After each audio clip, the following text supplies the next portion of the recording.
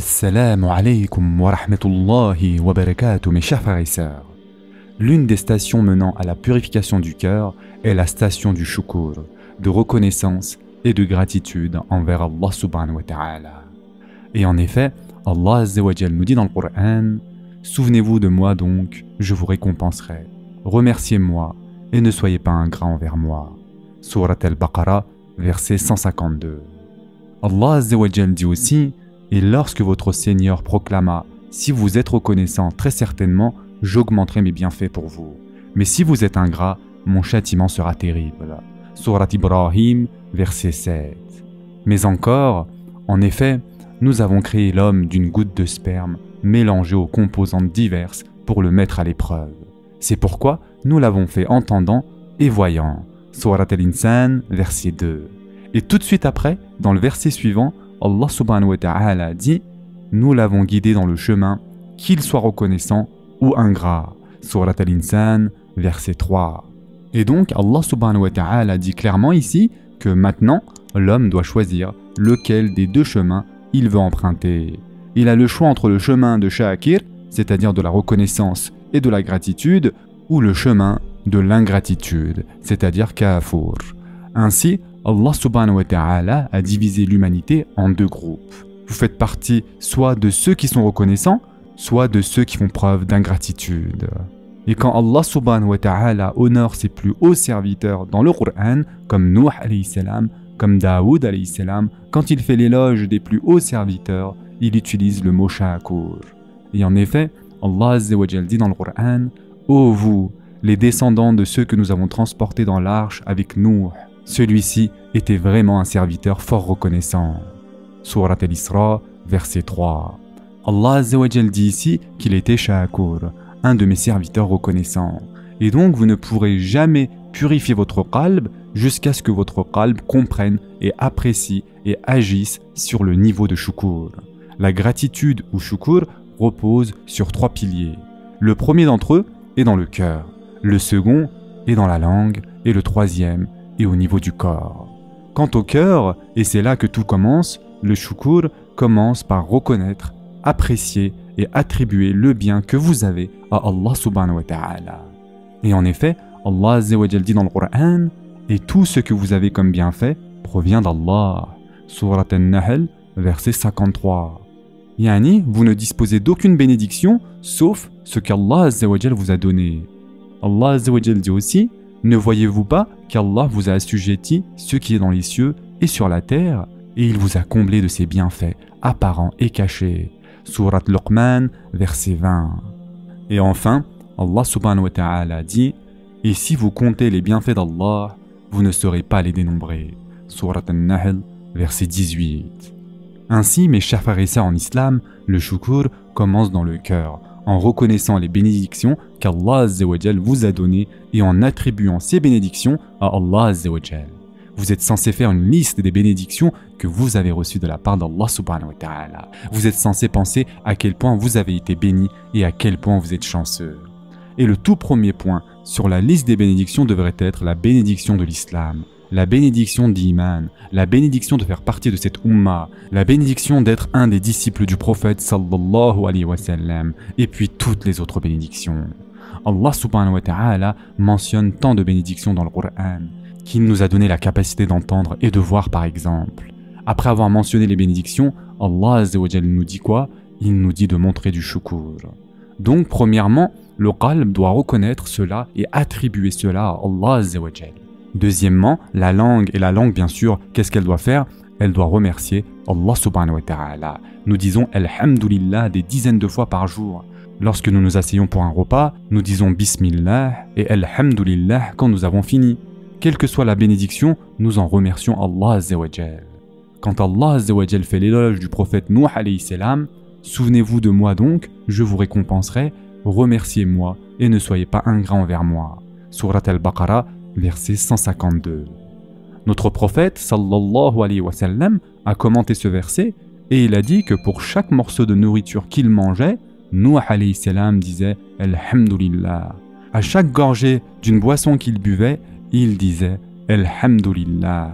Et donc, la deuxième réalité se fait à travers la langue. Et la troisième réalité du shukr, à travers le corps. Et Allah Azza wa Jal dit à propos de Daoud alayhi salam et de Suleyman alayhi salam: ô famille de Daoud, œuvrez par gratitude. Surat Saba, verset 13. Allah subhanahu wa ta'ala a dit: montrez votre shukr à travers vos amels, c'est-à-dire vos actions, ô famille de Daoud. Et comment le shukr est montré à travers les amels?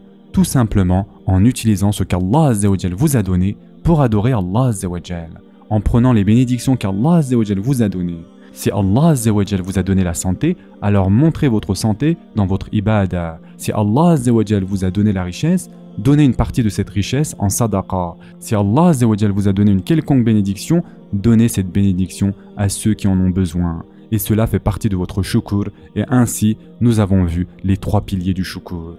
Il y a beaucoup de bénédictions, mes chers frères et sœurs, concernant le shukr. Il y a beaucoup d'avantages qui viennent lorsque vous montrez votre shukr. Parmi les bénédictions et les avantages qui viennent, Allah subhanahu wa ta'ala a dit: pourquoi Allah vous infligerait-il un châtiment si vous êtes reconnaissant et croyant? Allah est reconnaissant et omniscient. Surat An-Nisa, verset 147. Et le plus grand avantage du shukr, c'est: et si vous êtes reconnaissant, il l'agrée pour vous. Surat Az-Zumar, verset 7. Yani, en d'autres termes, si vous êtes reconnaissant envers Allah, Allah sera satisfait de vous. Maintenant, quels sont certains des mécanismes que nous pouvons suivre pour atteindre le shukr? Premièrement, notre prophète sallallahu alayhi wa sallam a dit: ne remercie pas Allah, celui qui ne remercie pas les gens. Et ce hadith a été rapporté par Abu Daoud. Yani, celui qui ne montre pas de shukr aux gens ne peut montrer shukr à Allah Azza wa Jal. Mes chers frères et sœurs en islam, commencez votre shukr en étant humble devant la création d'Allah. Si vous n'êtes pas capable de remercier les gens qui vous ont aidé et qui vous ont rendu un service, comment pouvez-vous remercier Allah Azza wa Jal? Vous devez commencer par éliminer votre ego. Si quelqu'un vous a fait un quelconque bien, dites à cette personne qu'Allah te bénisse pour ce que vous avez fait. Montrez de la gratitude et remerciez ceux qui sont bons envers vous. C'est la base même du shukr. Deuxièmement, notre prophète sallallahu alayhi wa sallam a dit: contentez-vous de ce qu'Allah vous a donné et vous serez le plus shakir de toute l'humanité. Et ce hadith a été rapporté par Ibn Majah. Yani, soyez reconnaissants et contentez-vous de ce qu'Allah Azza wa Jal vous a donné, ne soyez pas cupide, ne cherchez pas à avoir toujours plus de choses. Ce que vous avez à votre disposition, tirez-en le maximum et remerciez Allah Azza wa Jal pour cela. Troisièmement, notre prophète sallallahu alayhi wa sallam a dit: quiconque a ces deux caractéristiques sera shakir et sabid. Yani, il aura le shukr et le sabr. Yani, quelles sont donc ces deux caractéristiques? Écoutez attentivement, mes chers frères et sœurs. Celui qui, en matière de religion, regarde les gens meilleurs que lui, et il veut être comme eux, il veut atteindre leur niveau.